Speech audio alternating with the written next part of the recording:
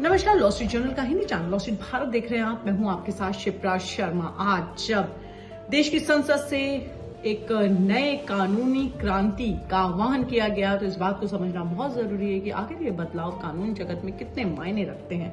IPC, CrPC और evidence act में अगर ये बदलाव जो हुए हैं उससे क्या बदलाव हमारे देश की आने वाली न्याय व्यवस्था में पड़ेंगे, उसको समझने की इस वीडियो के जरिए हम कोशिश करते हैं। तो सवाल ये होता है कि अगर इन दोनों ही कानून में बदलाव आता है तो ये बदलाव क्या होगा। मैंने जैसे कि आपको अपने वीडियो में शुरू में बताया था कि आईपीसी में 511 धाराएं हैं, तो इसकी जगह अब जो है वो भारतीय न्याय संहिता लागू होगी और इसमें अब 356 धाराएं बचेंगी, यानी कि 175 जो धाराएं हैं उसको पूरी तरीके से बदल दिया जाएगा। इसमें 8 नई धाराएं जोड़ी जाएंगी, 22 धाराएं खत्म होंगी। इसी तरह सीआरपीसी में 533 धाराएं बचेंगी, 160 धाराएं बदलेंगी, 9 जो हैं वो नई जुड़ेंगी, 9 खत्म होंगी। और साथ ही हम आपको बता दें कि पूछताछ से ट्रायल तक वीडियो कॉन्फ्रेंस से करने का प्रावधान भी अब इसमें जो है वो लागू किया जाएगा, जो पहले नहीं था।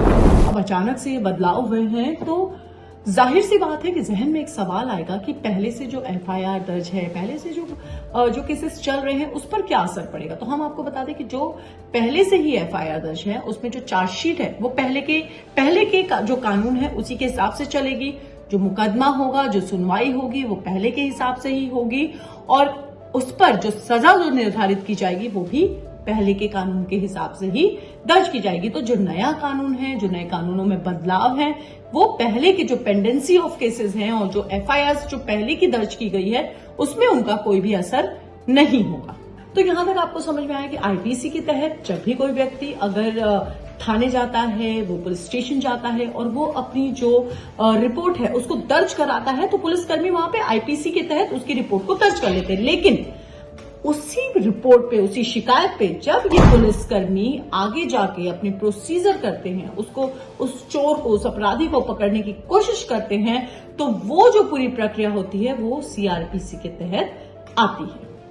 तो क्रिमिनल लॉ और सिविल लॉ ये दोनों ही आईपीसी के तहत आते हैं। अगर कोई भी भारतीय नागरिक कोई गंभीर अपराध करता है तो उस पर आईपीसी की धाराएं लगाई जाती है। न सिर्फ धाराएं लगाई जाती है बल्कि आईपीसी के तहत उस पर यह दंड भी सुनिश्चित किया जाता है कि जो भी अपराध उसने किया है वो किस धारा के अंदर, आईपीसी की किस धारा के अंदर और उसमें क्या दंड का प्रावधान है। तो ये आईपीसी है। और साथ ही एक बात जानकर आपको हैरानी होगी कि भारतीय सेना पर ये धाराएं जो है वो लागू नहीं की जाती।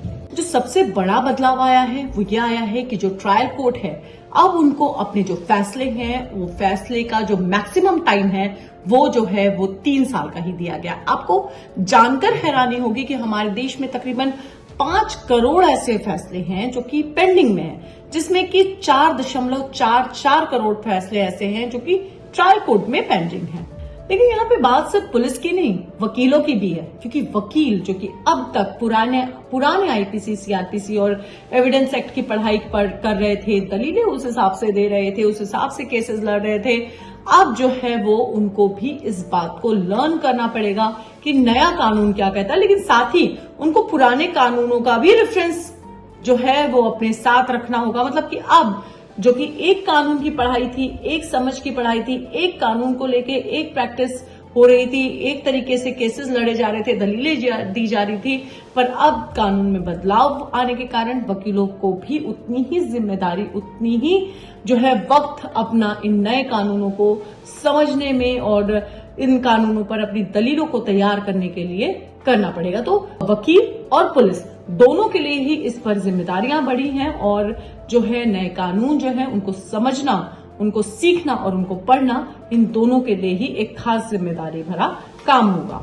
लंबे समय से चले आ रहे हैं एक अंग्रेजी कानून को बदलकर नए कानून को लागू करने की ये जो प्रक्रिया है वो संभव हो पाई है आज। लेकिन इस कानून पर कितने बदलाव आएंगे, केसेस पे कितना असर पड़ेगा, कौन कितना इससे लाभान्वित होगा और किसको कितना घाटा होगा, क्या ये कानून जो बदलाव आए हैं वो कहीं मिसयूज भी हो सकते हैं। बहुत सारे ऐसे सवाल हैं इन कानूनों को लेकर जिसपे चर्चा करनी जरूरी है, जिसपे बात करनी जरूरी है, क्योंकि कानून में बदलाव ये वो बदलाव होता है जो देश की पूरी जो जनता है उससे सीधा कनेक्टेड होता है। ऐसे में एक वीडियो के जरिए इस पूरे जो कानून में बदलाव है उसको समझना संभव नहीं है। हम लगातार लॉ स्ट्रीट जर्नल के Hindi channel Law Street Bharat के जरिए आपको ये समझाते रहेंगे कि देश में ये जो बदलाव हुए हैं, जो कानूनी बदलाव हुए हैं, आईपीसी, सीआरपीसी और एविडेंस एक्ट में ये जो बदलाव हुए हैं, इन बदलाव में और क्या क्या है। तो ये एक लंबी जो है वो समझने की प्रक्रिया है जो कि हम हमारे चैनल के जरिए आपको समझाते रहेंगे। और भी कई कई ऐसे तरीके हैं, कई कई ऐसे सवाल हैं जो आपके और हमारे जहन में उठते हैं कि आम जनता इन बदलाव से क्या समझ रही होगी। तो ये हम लगातार अपने वीडियो के जरिए आपको बतलाते रहेंगे। आप हमारे चैनल के साथ जुड़े रहें, हमारा ये चैनल देखें और समझे कि ये जो कानूनी बदलाव है ये हमारे एक आम देशवासी के लिए, वो देशवासी जो सरकार का चयन करता है और जो आने वाले भारत को एक संगठित, मजबूत और न्याय प्रणाली से भरपूर देश बनाता है, वो कितना सजग है। तो हमारे इस चैनल से जुड़े रहिए और देखते रहिए लॉ स्ट्रीट जर्नल का Hindi channel Law Street Bharat. नमस्कार।